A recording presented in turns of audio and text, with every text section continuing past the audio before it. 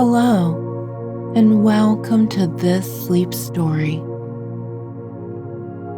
Take just a moment, snuggle in tight, adjust your pillows and blankets just right. Take a few deep breaths to allow your body to begin to relax naturally. In through the nose, out through the mouth.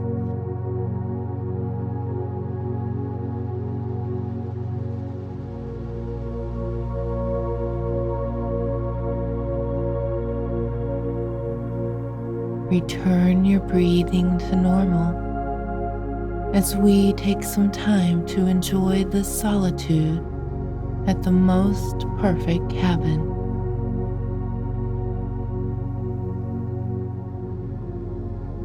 Meandering and streaming threads of raindrops are knitted on the window. Small rivers clinging to the glass. I am comfortably snuggled into the leather armchair near the window. Waves of tranquility scattering throughout my body,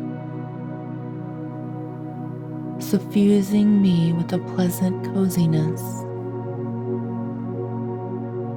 With a wool cap covering my head and ears, and a patchwork quilt warming me, wrapping me in its positive embrace. I take in all the tapestries of a rainy night, the radiant heat emanating from the fireplace, painting the cabin in a light, and warmth come from the slow, soft, and crackling combustion of thick logs. Fragments of a tree disintegrating into black and white mingled ashes. Looking at the lifeless veins etched into the soft ashes, I think about all the green leaves that could have blossomed on stems, growing on trees from which came these logs, now slowly incinerating into oblivion. But this incineration, these cinders of once lovely trees, imparts a form of my life to my cabin. This little wooden house of solitude that otherwise would have been freezing cold and frosty to the very bones. This makes me think of the sun's violent celestial furnace, regurgitating a flood of radiations into space, which the earth gets caught in, receiving the yellow light of sustenance. But each moment the sun flares its heat, it gets nearer to its demise. It withers away ever so slightly. Whenever a bright star, a heavenly lamp, reaches the end of its life, it goes out with a massive explosion. They call it a supernova. Mother Nature's most spectacular fireworks, a sort of cosmic festival. The dust and ashes of the dead star then scatter into cold, empty, and indifferent space. The dust and rubble drift away aimlessly and without a purpose. But there is a chance that chunks of this dust might come together by gravity's entrapment.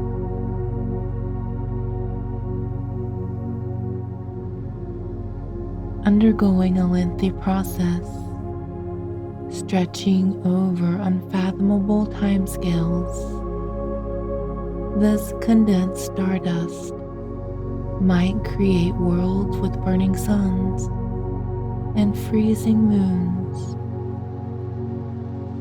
with intelligent creatures that love, hate, grieve, cheer, live, and eventually die as if they never existed. So stars died to create new worlds. Suns flare and wither to give life, and trees burn into ashes, just so cold cabins can be warmed for humans to live in. Laugh, love, and make a homely place. I think of all this, about death's necessity for there to be life.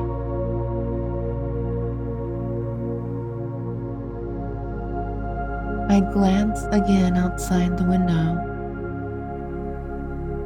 The leather squeaks as I shift into a more comfortable position. This occasional squeak, coupled with rain pattering and wood crackling, are my only companions. These sounds and the beautiful tableaus outside of the star-strewn sky, raindrops dripping and trickling from leaves,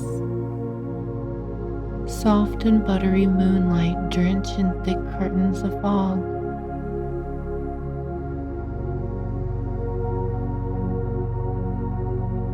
But my dearest companions in this lovely loneliness are my memories of my beloved grandmother. Our human selves, our souls, are more or less defined by what we remember. My grandma used to say that, probably because she was old enough to have nothing but memories. Today is one of those peculiar days when I really think a lot about her, recollecting my memories of her. Shadows flicker on the opposite wall, mimicking the fluttering flames in the grate.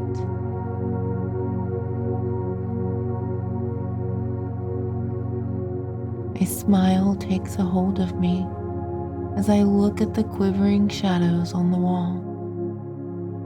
As a child, Grandma and I used to have shadow puppet shows in this very cabin. Using our hands, morphing them into all kinds of shapes. We would do entire shadow plays. Fits of laughter would swell up from within us. Do these walls remember any of it?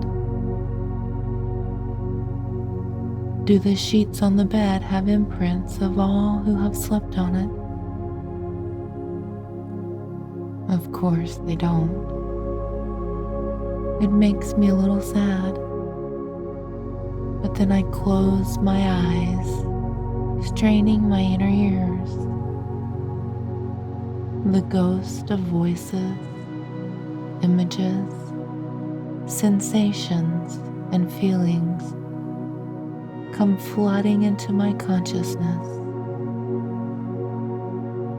All the tickles, hair stroking and brushing, storytelling and hot chocolate, appear to have come back to this day,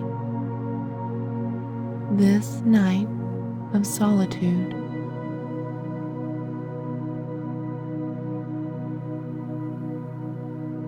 A few hours ago, Mom and Dad dropped me off on the unpaved driveway. They offered to stay with me, but only half-heartedly, because they knew well enough that I needed to be on my own. The clouds were overcast and brimming with the water that now makes puddles in the mud outside. The window glass is hazy and blurs my view. Squinting and peering, I sense the movement of something in the shadows. Wiping away the fog with my sleeve, I look closer with straining eyes. Knowing what it is, I instantly leap to my feet. Taking off the jacket from the peg, I grab my umbrella and head outside. My face is immediately buffeted by the cold wind, like a stream of icicles biting into my cheeks. I find the little kitten, shivering and dripping wet. Its whiskers droop, and it's so numb from the cold that it doesn't even notice when I pick it up. Once inside, after shutting the door behind me, I instantly place the kitty near the fireplace. I grab a warm blanket and wrap the poor creature in it. Putting on the kettle, I wait for it to whistle. The kitten slurps up the warm milk in the saucer as I mix hot chocolate into a cup of milk. After draining the cup, I feel a rush of lovely warmth spreading to every fragment of my being. Thanks, Grandma, I say under my breath before getting up. Removing the blanket, I take the kitten with me to bed, where we instantly snuggle under the sheets. The little ball of fur meows and purrs as it presses against me. I feel the softness of its fur against my cheek as a yawn escapes me and brings with it an enchanting sleep.